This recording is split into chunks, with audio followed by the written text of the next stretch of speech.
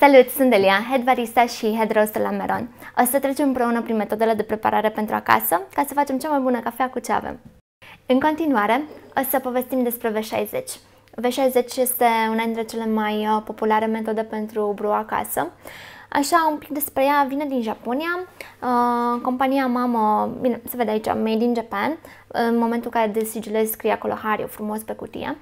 Compania mamă în anii 1921 era specializată pentru sticlă termorezistentă.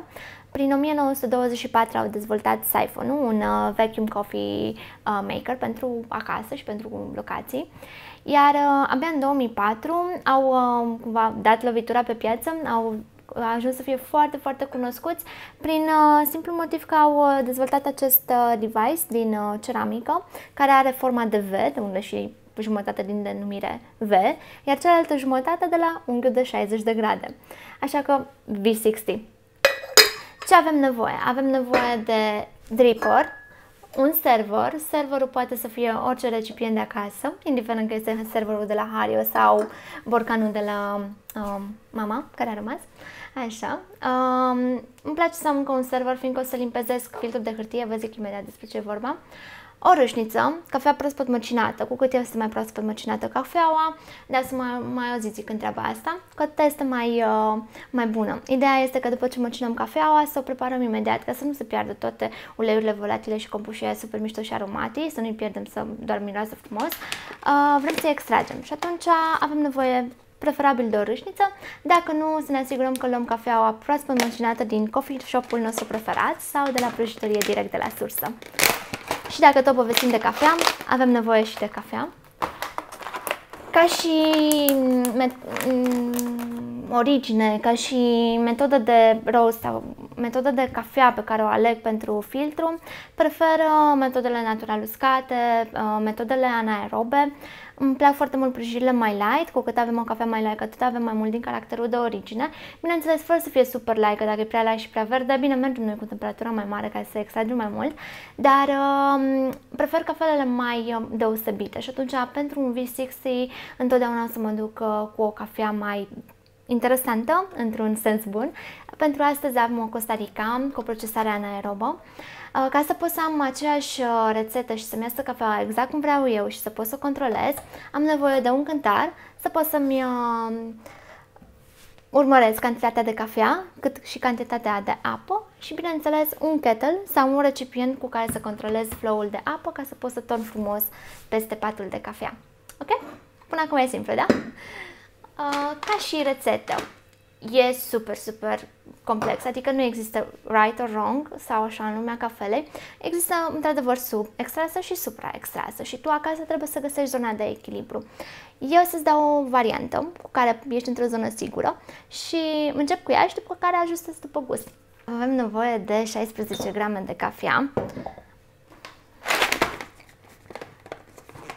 Ca și măcinătură, pentru V60 mergem ca și măcinătură medie, nici foarte fin ca și pentru ibric și nici foarte mare ca și pentru French press. Dacă ibricul este 1, iar French press-ul este 10, V60 aș spune că este în jur de 6. Dar, în funcție de cum este cafeaua, cu ce densitate are, ce umiditate, cât a fost de light prăjită, ea va fi nevoie să ajustăm puțin acest grad de numărul 6, mai 6 fără un pic, mai 6 și un pic. Și atunci noi le ajustăm în funcție de cum fuge.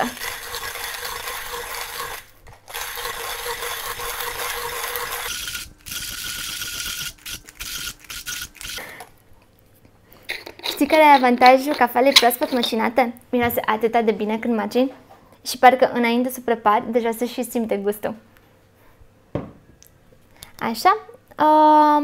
După aceea, vă ziceam de un filtru de hârtie pe care îl umezim. Avem un filtru de hârtie. Dacă nu-l umezim, o să aibă gust de hârtie în ceașcă și nu vrem așa ceva. Facem tot efortul să iasă cafeaua super bună, de ce să strici cu gust de hârtie? Și atunci am apa încălzită, fierbinte, peste 80 de grade sau direct de pe foc din cană. Torn frumos peste filtrul meu de hârtie.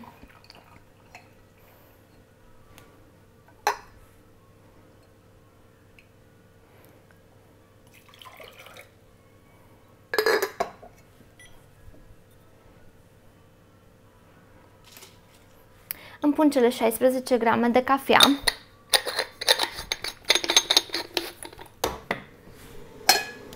Îndrept patul de cafea. Mă interesează să am constanță, să am repetabilitate, nu vreau să am greșeli de preparare și atunci fac tot ce pot din partea mea ca să iasă cât mai bine rețeta. Unul dintre lucrurile astea este îndreptarea patului de cafea înainte de turnare, ca în momentul în care turnăm apa, numai bine să extragem uniform. Temperatura apei. Recomand o temperatură între 85 și 95 de grade în funcție de cafea. Prima turnare o să folosesc dublu cantității de cafea în apă. Am pus 16 grame de cafea, asta înseamnă că mă duc cu 32 de grame de apă.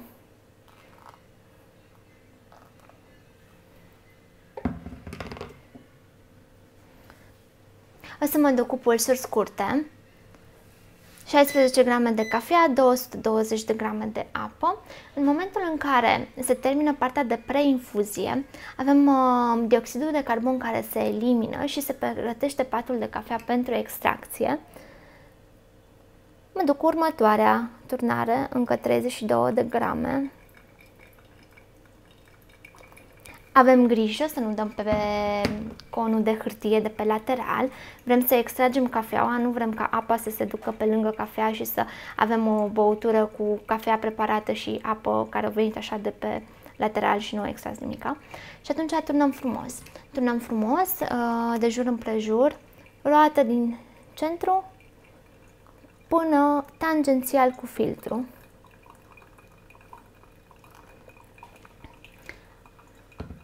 Până la 220 de grame, cu următoarele pulsuri, mă duc cu pulsuri mici de 50 de grame, odată le torn în sensul acela de ceasornic și după aceea le torn invers. Dacă fac treaba asta, particulele din patul de cafea, în loc să se aranjeze așa și cele fine să meargă aici, cele mari pe lateral, se îndreaptă și extracția mea este mai constantă și mai echilibrată. Iar ultima turnare mă duc până la 220. Miroase atât de bine aici. Asta e una dintre avantajele de a-ți face cafeaua acasă. Ideea este că miroase foarte bine, așa de bine că te riști să vină și vecinii la tine după nas.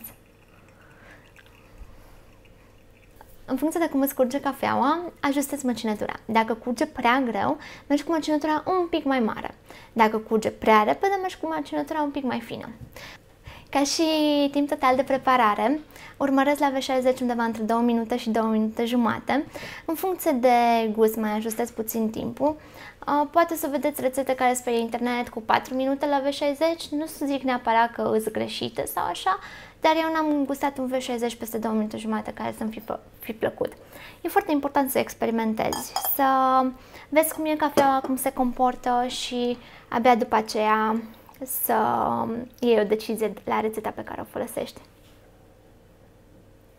Asta este partea mea preferată. În momentul în care am terminat adică înainte de gustat, că și aia e super bună, în momentul în care am terminat cafeaua și vrei să-i savurezi partea de aromă, partea de miros, e super concentrat acum, miroase atât de bine, parcă și simt gustul, mie cel puțin îmi plouă în gură, nu știu ție. Avem o zonă de scorțișoară, de marțipan care se simte și o ciocolată cu fructe și foarte, foarte, foarte puțin floral pe miros. Vedem ce este și în ceașcă. Dacă vrei să savurezi orice cafea, ai nevoie de o ceașcă. Asta în cazul în care nu te decizi să folosești serverul, care nu-ți recomand fiindcă e fierbinte.